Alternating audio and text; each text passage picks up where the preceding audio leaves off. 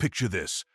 You're standing barefoot in a stone tub filled with warm, fermented human urine, stomping on your favorite vacation shirts while ancient Romans cheer you on like you're competing in some twisted Olympic event.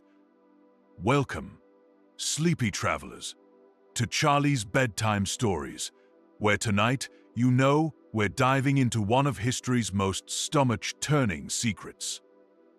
We're heading back to ancient Rome, where doing laundry didn't involve detergent pods or fabric softener, but rather public urinals, volcanic clay, and more bare feet than a beach in summer.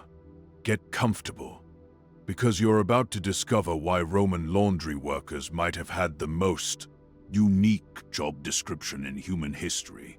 Charlie woke up that morning with a mountain of vacation clothes that smelled like 3 weeks of travel, hotel air conditioning, and questionable life choices. Standing in their modern apartment, they dramatically complained to no one in particular about the unfairness of laundry day, tossing a stained shirt toward the hamper with the theatrical flair of a Shakespearean actor. The shirt missed its target completely and landed in an antique Roman vase they'd bought at a flea market the month before. The moment the fabric touched the ancient ceramic, a blinding white light exploded through the room like someone had set off a flashbang in a pottery shop. When Charlie's vision finally cleared and the spots stopped dancing across their eyes, they weren't in their apartment anymore. They were face down on rough cobblestones, clutching their suitcase of dirty laundry, surrounded by people in togas who were staring at them like they'd just fallen from the sky, which technically they might have. The smells hit Charlie first. Wood smoke, animals, unwashed bodies, and something cooking that might have been appetizing if Charlie wasn't currently having a panic attack. This wasn't a movie set or a historical reenactment. The weight of the air felt different. The sounds were too real, and the confused Roman citizen poking Charlie with a sandaled foot was definitely not an actor. With trembling hands, Charlie stood up, brushed ancient dust from their jeans, and faced an impossible reality. They were somehow, inexplicably, in actual ancient Rome, and they were still holding a suitcase full of dirty clothes. The absurdity of worrying about laundry while potentially trapped in the 1st century wasn't lost on Charlie, but the stains weren't going to wash themselves, and maybe, just maybe, figuring out how Romans did laundry might somehow help them get home. Charlie watched the bustling Roman street with desperate eyes, trying to spot anything familiar or useful. That's when they noticed a pattern. Several people carrying large bundles of cloth, all heading in the same direction down a crowded street. With no better plan and a growing sense that standing around in modern clothes would attract the wrong kind of attention, Charlie gripped their suitcase handle and followed the fabric trail.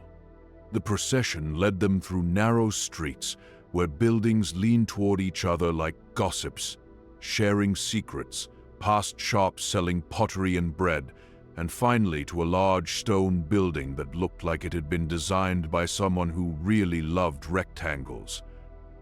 A weathered wooden sign hung above the entrance with carved letters, Pholonica. Charlie had no idea what that meant, but the steady stream of people carrying dirty cloth in and clean cloth out gave them hope.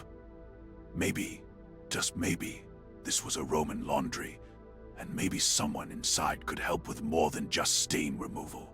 The smell hit Charlie like a physical wall the moment they stepped through the doorway.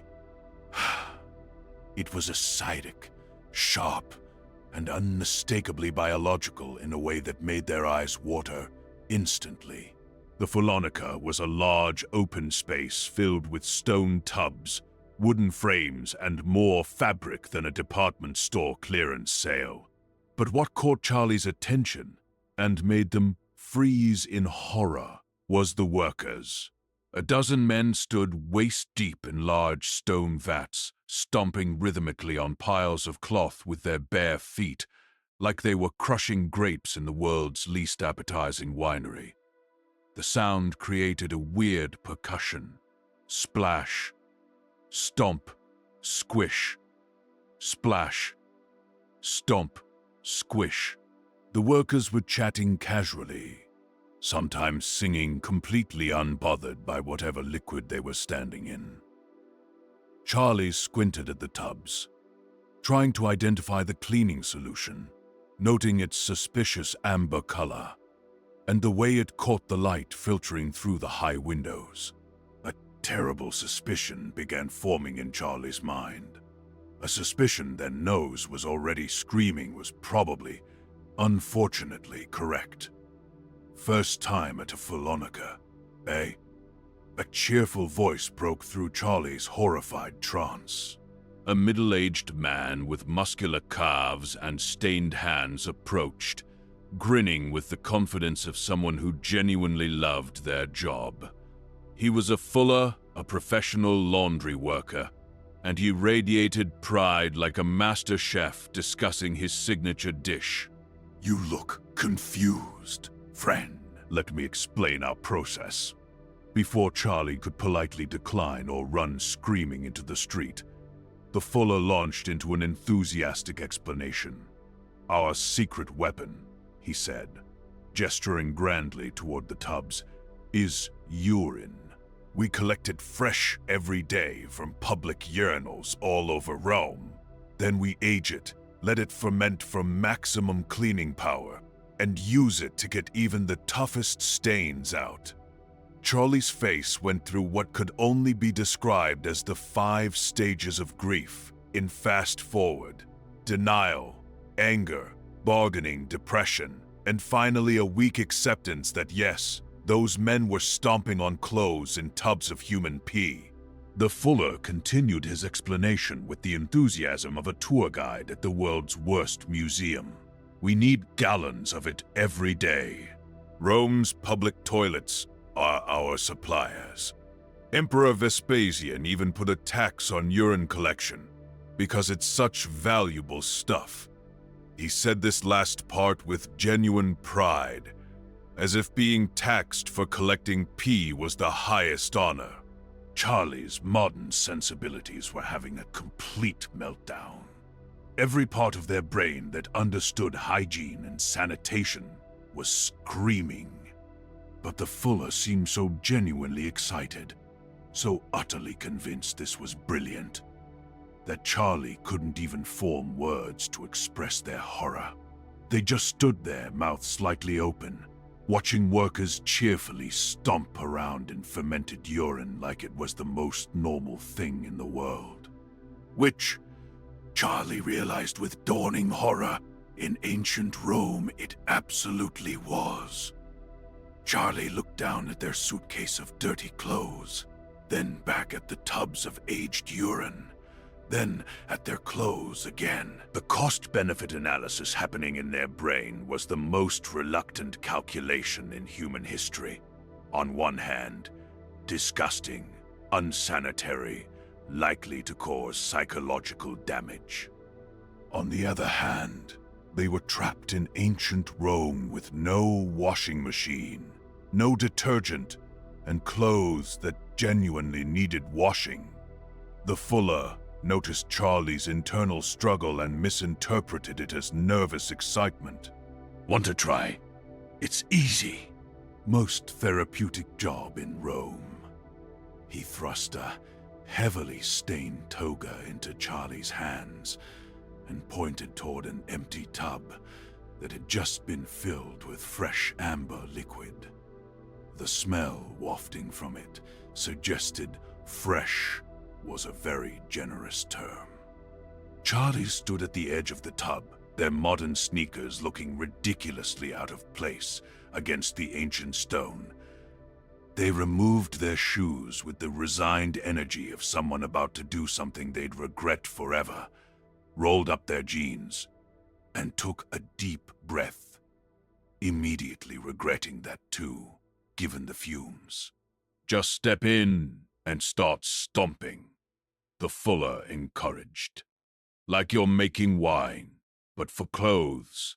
Charlie closed their eyes, thought about how they definitely need therapy after this, and lowered one foot into the warm liquid.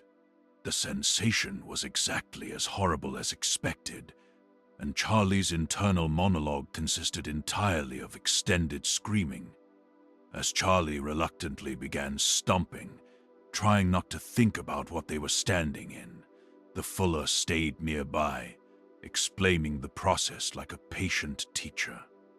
"The magic ingredient is ammonia," he said, clearly misreading Charlie's grimace of disgust as fascination. "When urine ages, it breaks down and produces ammonia, which cuts through oils and dissolves stains better than anything else we've found." Charlie's science-educated brain, which had been hiding in the corner having a breakdown, reluctantly emerged with interest. Ammonia was actually a legitimate cleaning agent. Modern glass cleaners still used it. The Romans had accidentally discovered effective chemistry through trial, error, and a willingness to experiment with bodily fluids.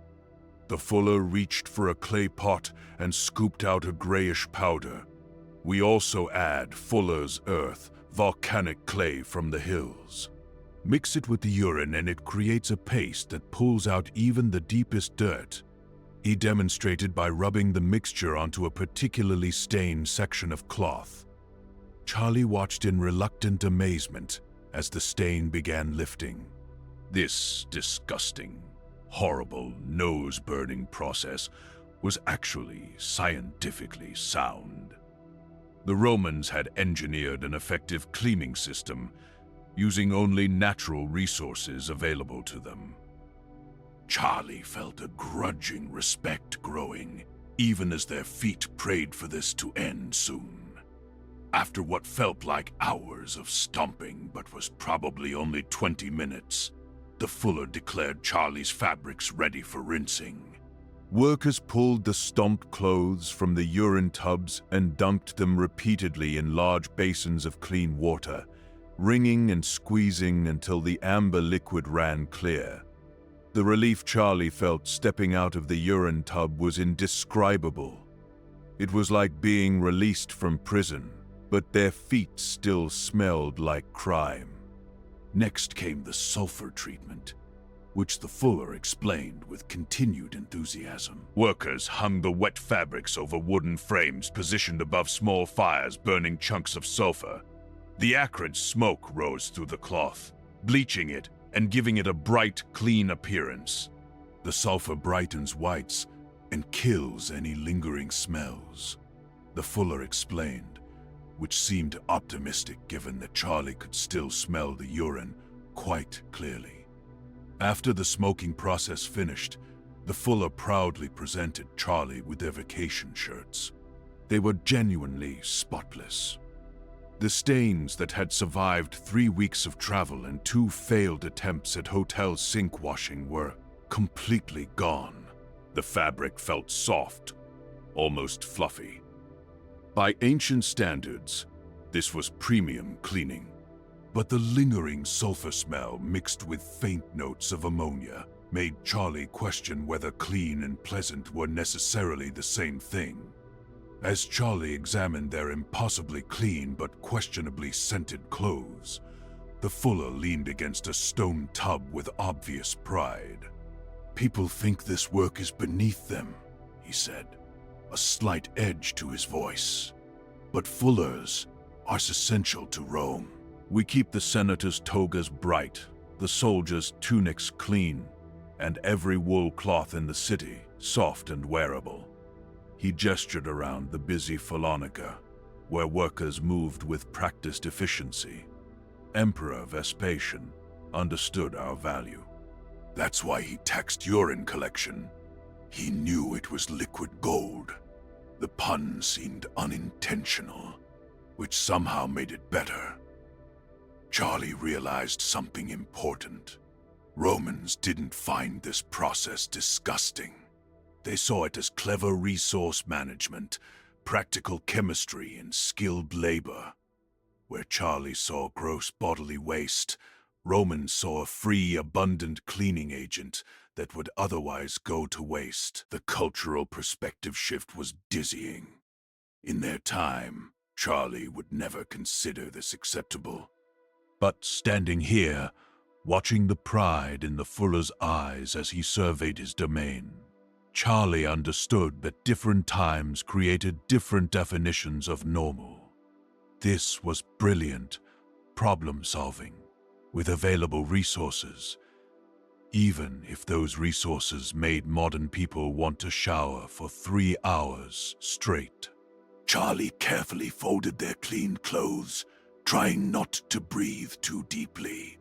The fuller was showing another customer around, still enthusiastically explaining the urine collection process to someone who looked equally horrified. As Charlie tucked the last shirt away, they felt something hard in their pocket, a small piece of the Roman vase that had broken off when they fell through time. They pulled it out, examining the ancient ceramic in the flickering torchlight of the Phallonica. The fragment began to warm in their hand, then glow with the same blinding white light that had brought them here. "Oh no, not again," Charlie managed to say before the light exploded outward, swallowing them completely. The sounds of stomping feet and sloshing liquid vanished, replaced by the familiar hum of their apartment's heating system. When Charlie's vision cleared, they were standing in their living room, still clutching their suitcase. The clothes inside were damp and smelled strongly of sulfur and something else they refused to think about. The antique Roman vase sat innocently on its shelf, completely intact, as if it hadn't just facilitated time travel. Charlie stood frozen, trying to process what had happened, whether it was real, or if stress had finally caused their brain to completely break down. The damp, ancient Roman laundered shirts in their hands suggested it wasn't a hallucination, but Charlie's grip on reality felt pretty negotiable at this point. Charlie stood in front of their washing machine like it was a sacred altar to modern civilization. They opened the door with reverence, usually reserved for religious ceremonies, gently placing their remaining dirty clothes inside. When they poured in the normal, store-bought, definitely not detergent, actual tears of gratitude blurred their vision. The machine hummed to life with its familiar electronic beep, and Charlie pressed their forehead against the cool metal, whispering thank yous to every scientist, engineer, and inventor who had contributed to modern laundry technology. Never again would they complain about laundry day. Never again would they take automatic washing machines for granted. They had stumped barefoot in fermented Roman urine, and they would carry that knowledge and probably that trauma for the rest of their life. So tonight, as you drift off to sleep in your comfortable bed with your easily washed sheets, take a moment to appreciate the ridiculous journey humanity has taken to get here.